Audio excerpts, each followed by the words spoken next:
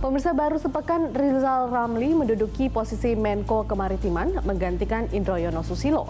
Ia sudah memicu perang kata-kata dengan Menteri BUMN Rini Sumarno dan Wakil Presiden Yusuf Kala. Apa yang membuat Rizal begitu berani melancarkan jurus yang disebutnya Raja Wali Ngapret? Kita simak liputannya berikut ini.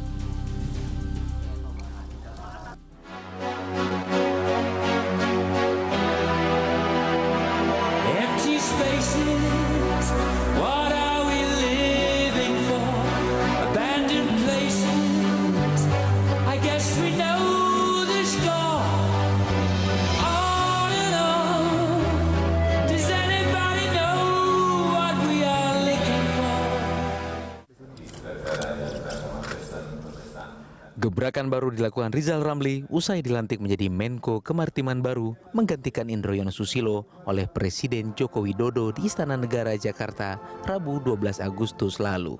Sayang, gebrakan itu bukan menunjukkan ke publik semakin solidnya Kabinet Jokowi JK usai terjadinya pergantian jajaran kabinet.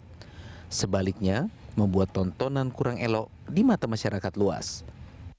Betapa tidak, Rizal yang memang dikenal selalu kritis kembali melontarkan kritik tajam, meminta dibatalkannya rencana ekspansi PT Garuda Indonesia Terbuka yang ingin menambah armadanya.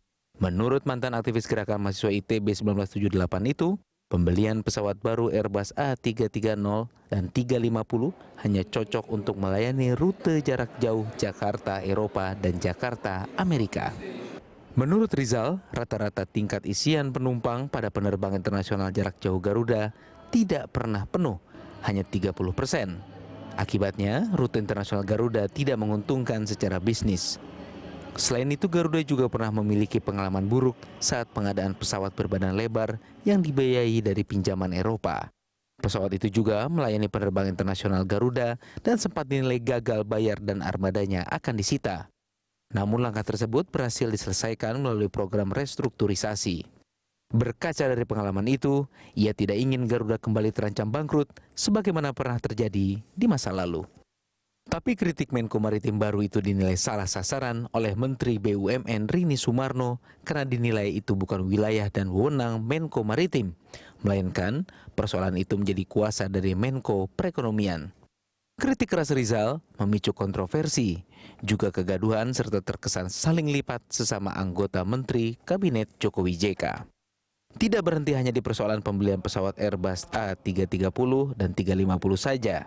Rizal kembali menyoal dan mengkritik proyek pembangunan pembangkit listrik 35.000 MW yang dinilai terlalu ambisius dan tak masuk akal hingga perlu dikaji ulang.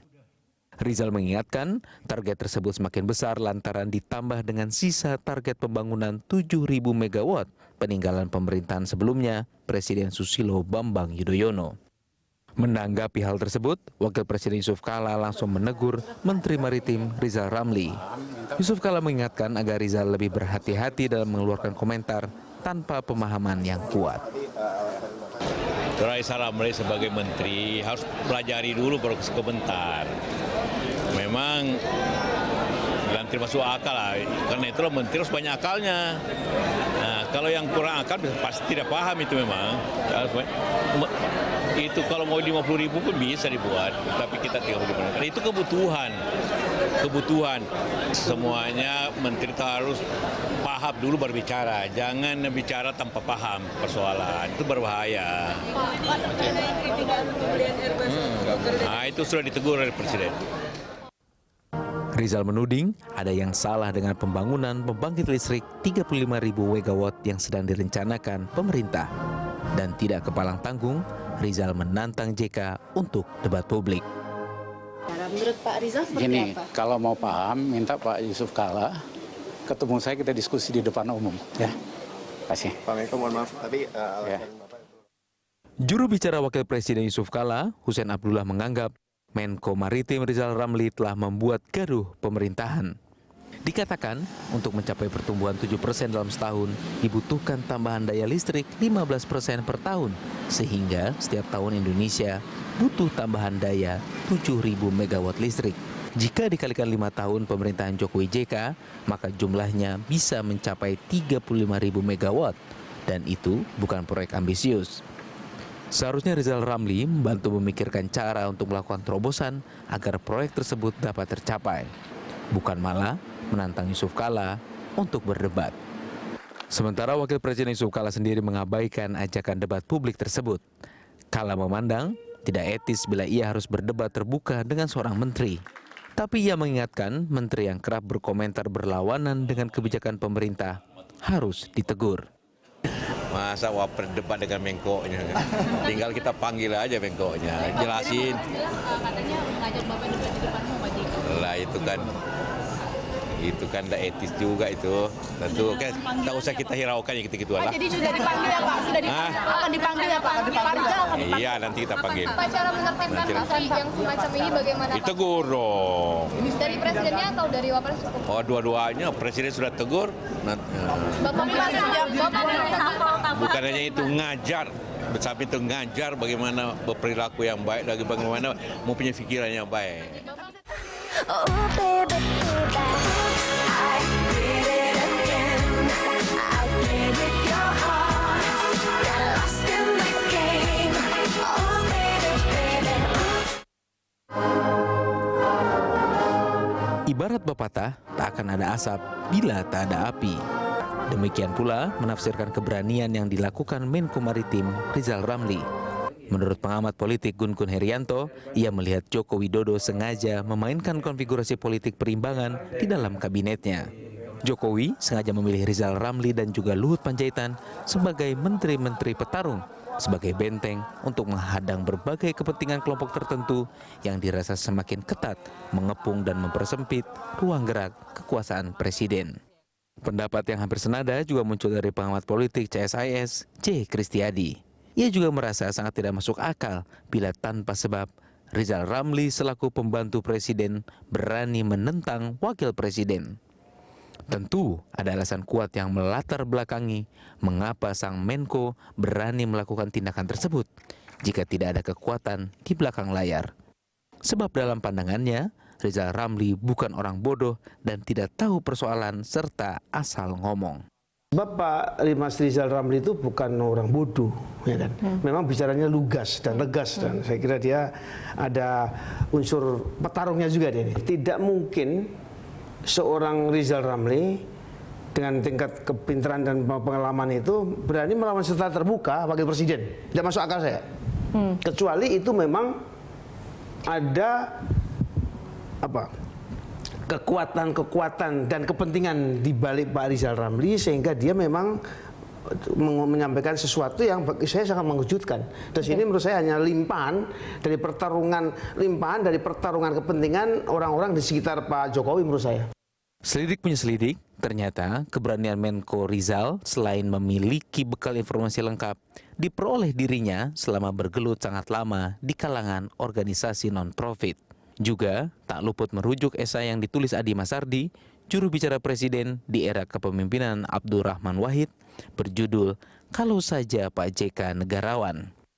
Meskipun Rizal tak mau menjelaskan lebih rinci apa maksud Rizal meminta wartawan membaca tulisan esai Adi Masardi tersebut, namun bila melihat akun pribadi milik Rizal Ramli, tentu orang sedikitnya akan mudah menerka bahwa Rizal Ramli sedang memainkan jurus Raja Wali ngepret demi membawa angin perubahan dengan gaya dan caranya sendiri. Meski bagi sebagian orang dinilai di luar kelaziman dan kurang elok dilakukan seorang pejabat negara. Untuk menghindari perang pernyataan yang lebih sengit dan melerai perselisihan, Presiden Joko Widodo menegaskan Menteri Koordinator atau Menko harus menjalankan fungsi supervisi, koordinasi, dan mencari solusi. Pernyataan terkait fungsi Menko itu disampaikan Jokowi usai memimpin sidang kabinet paripurna. Kalau sudah tanda tangan PPA harus diikuti, ada checklistnya.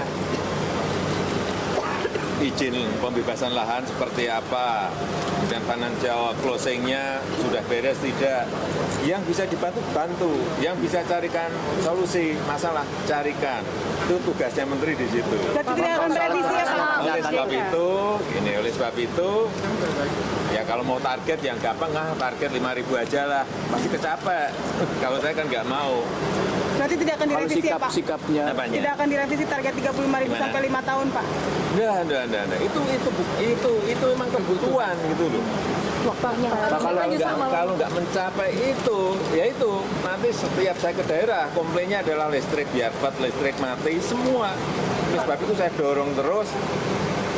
Ini harus selesai sampai urusan yang saya berikan contoh, yang urusan pembebasan lahan yang di Batang saja sampai saya turun tangan, Pak Wapres turun tangan.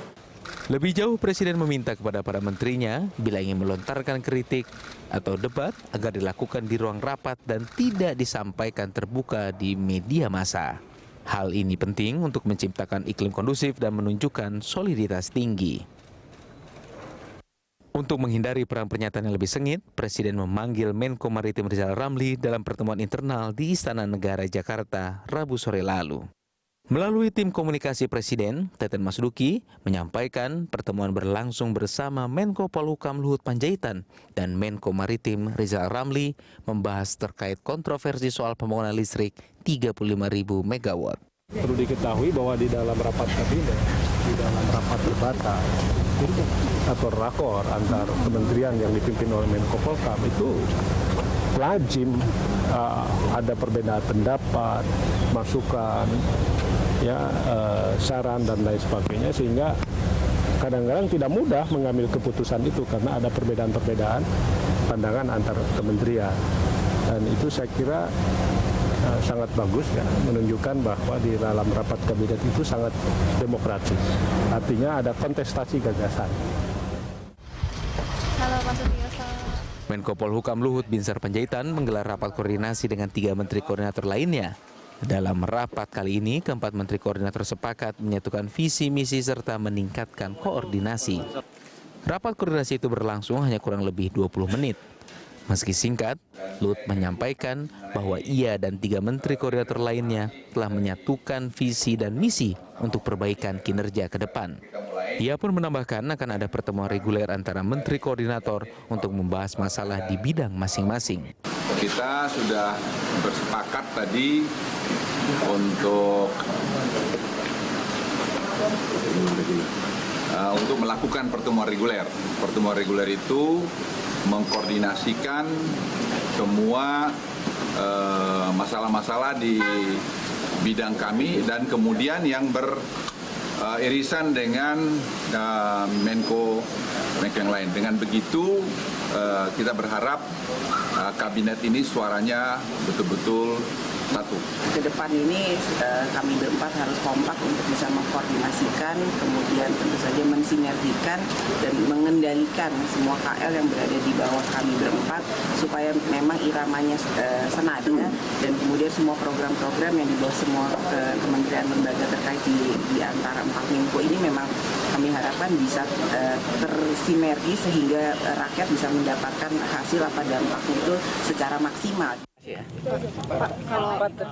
Perselisihan dan perbedaan pandang antara Menko Maritim Rizal Ramli dan Wapres Yusuf Kala juga sudah dianggap selesai. Rizal juga mengaku sudah bersalaman dengan Kala.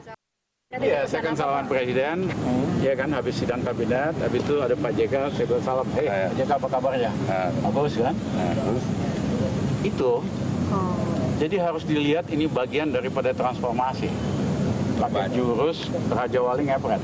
Ya, yang penting itu kita mesti mengerti bahwa Indonesia memerlukan perubahan, memerlukan transformasi, bagian dari revolusi mental. Dalam suasana pemerintahan yang menjunjung tinggi semangat demokratis, memang tidak bisa menafikan munculnya berbagai macam kritik demi perbaikan yang lebih baik. Namun bila kritik ini tidak dikelola dengan baik dan terus berlarut, maka akan semakin menurunkan wibawa pemerintah dan berdampak negatif bagi upaya pencapaian tujuan bernegara serta berbangsa, menciptakan rakyat yang adil dan makmur. Kini saatnya semua jajaran kabinet Jokowi JK menunjukkan prestasi kerja dan tidak membuang waktu yang tersisa dengan hal-hal kontroversial yang tidak perlu. Sebab kurun waktu tersisa kurang dari 5 tahun bukan waktu yang panjang. Saatnya rakyat menantikan realisasi dari janji-janji pemerintah yang diikrarkan saat terpilih. Tim Liputan, Berita 1.